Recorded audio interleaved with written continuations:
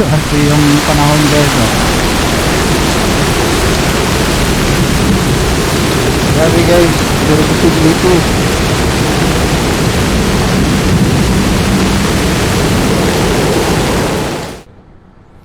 Today is Sunday, so as usual,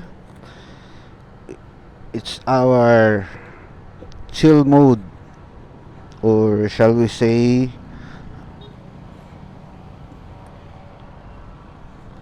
breakfast ride lang tayo.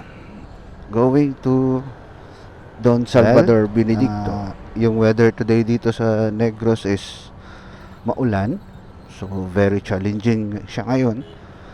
And so far so good. Sumisikat na yung araw, gumaganda na yung weather, pero mahangin lang talaga. So yun, lakas ng hangin.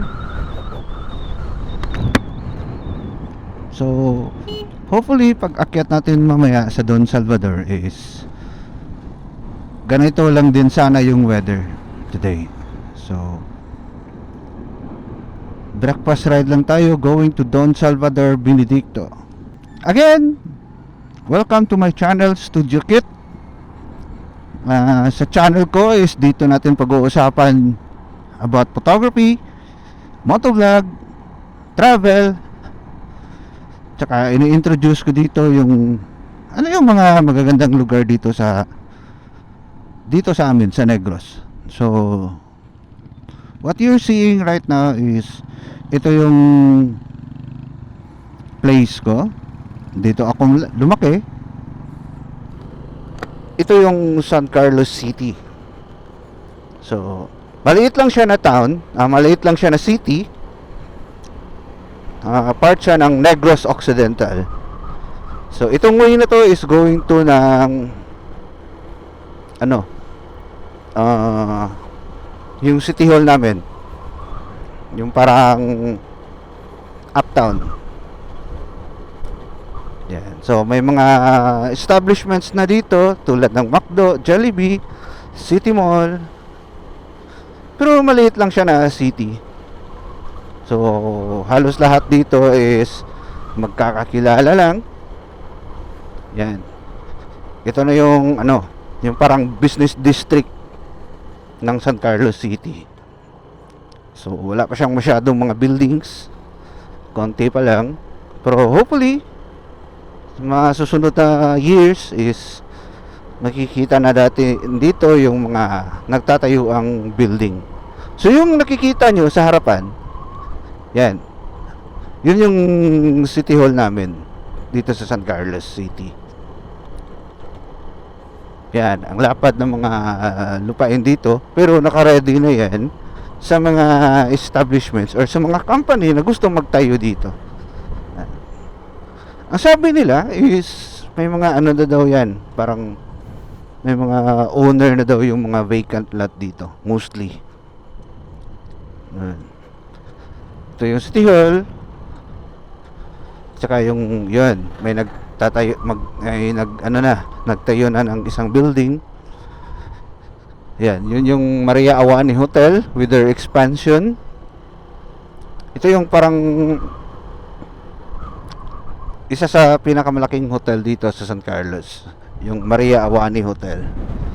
Tapos mostly yung mga vacant lot dito is ginawang football field kasi yung mga taga rito is mahilig sa football. So yan, lalapad ng mga grounds, football grounds. Lakas ng hangin.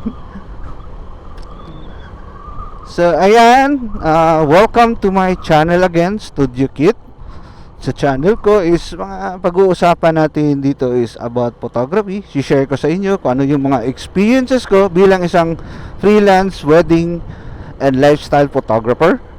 So, and dito ko rin i-share ano yung mga places na napuntahan ko. So ginagawa natin ng documentation or parang ganito, motovlog. And then also gumagawa rin tayo ng mga short travel films. May mga aerial shots tayo, may mga B-roll shots tayo, kung saan namang lugar tayo napadpad. So ngayon, breakfast ride tayo going to Don Salvador Benedicto. Uh, Tagal-tagal na rin, ano, mga almost 2 weeks na ata akong hindi nakapag-upload sa aking channel. So, ngayon, sisikapin ko na makagawa ng magandang video, travel video, para at least magustuhan nyo naman yung mga pasyal natin. So, again, please visit my channel and palike and subscribe naman po. And then today, samahan nyo ko sa aking biyahe going to Don Salvador Benedicto. Let's go! Ito yung sitwasyon natin ngayon, guys. Medyo basa na tayo kasi kanina pa umaambon. Hindi naman masyadong malakas yung ulan, pero maambon talaga. Tsaka tingnan nyo naman yung kalsada, oh, basang basa. So, ayan, biglang napaisip tuloy ako, may bagyo, pero bakit nagra-rides tayo ngayon? So, ganyan talaga. Yung sa akin naman is ano lang, chill ride lang. Yun yung intention ko today, is makapag-unwind, relax sa isang malamig na lugar, magmuni-muni. Pero parang maaraw na dun. So, kasi itong mga nakaraang araw is naging masama yung weather dito sa Negros. So, ito yung itsura niya. So, kanina may mga nadaanan tayo na nabali yung mga kahoy, yung mga branches ng kahoy nalaglag, tapos ang daming nagkalat na debris. Yan, tulad yan. So, talagang malakas yung hangin kanina. Hindi lang ako nakapag-record kasi malakas yung ulan kanina. Pero ito yung sitwasyon ngayon dito sa Negros. Pambihira. Kahit umuulan, nagra-rides tayo eh. Sige lang, enjoy lang natin yung weather. Kasi kailangan din nating mag-unwind ba. Breakfast ride lang, chill ride, then uwi ka agad. And then kung may mga nakita tayong magagandang tanawin ngayon, pwede natin kuna ng picture. Grabe yung daanan nila, oh. Grabe yung putik. Yun. Grabe yung putik. Grabe ang lakas ng hangin kanina. So, ito pa rin, maambon. Actually, hindi naman malakas yung ulan. Ano lang, ambon. Mahina lang naman yung ulan. Pero yung hangin, grabe. Lalakas. Parang tinutulak ka ng hangin.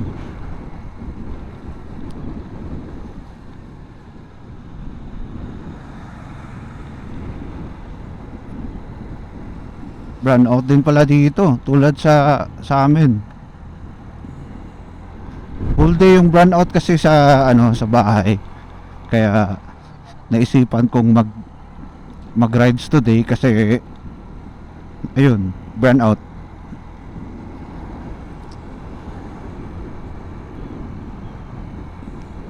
Grabe, oh.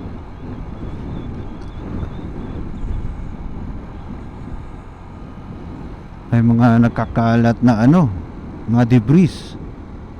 Sobrang lakas ng hangin. Yan. Ang laki ng ulan dun.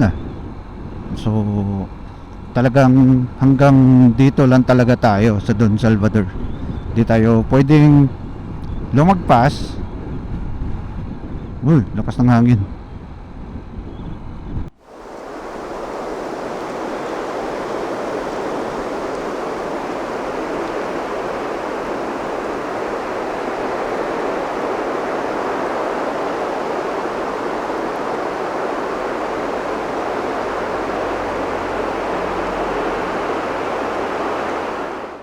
Grabe yung fog, guys.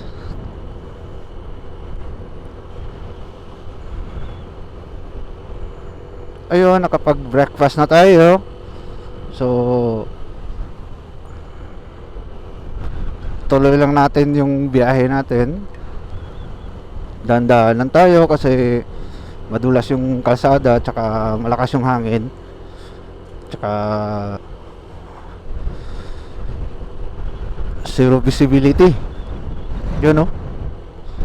And kalat yung fog. Grabe yung fog.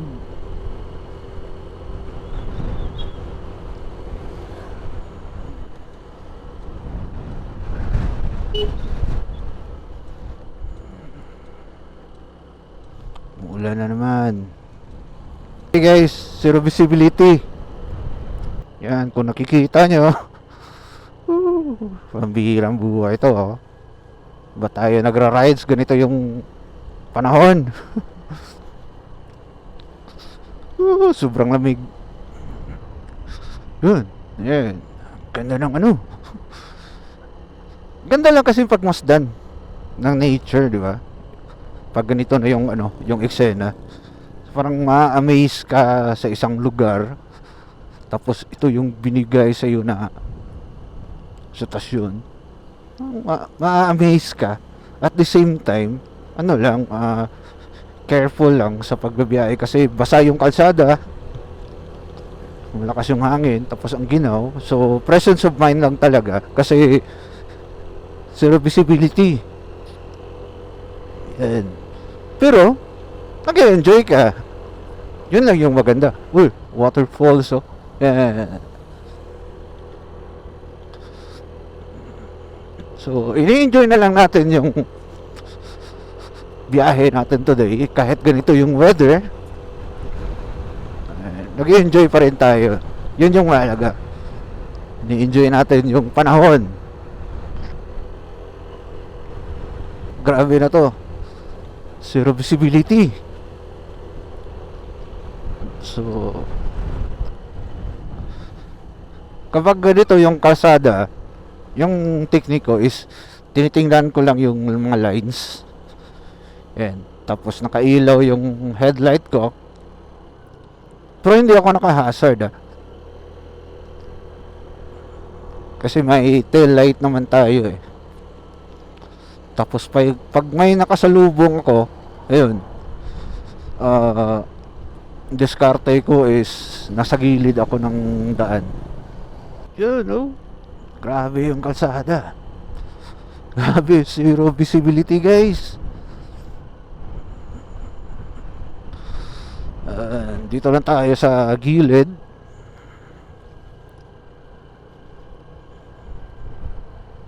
Tapos ano lang, katamtamang takbo lang. Ayan.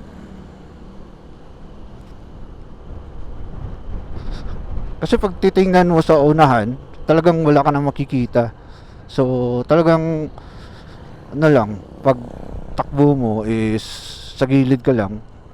Tapos precaution lang. Talagang alerto ka dapat. Dapat alert yung mind mo. Alert yung pag patakbo mo ng motor, para at least alam mo na may kasalubong ka. Ganon.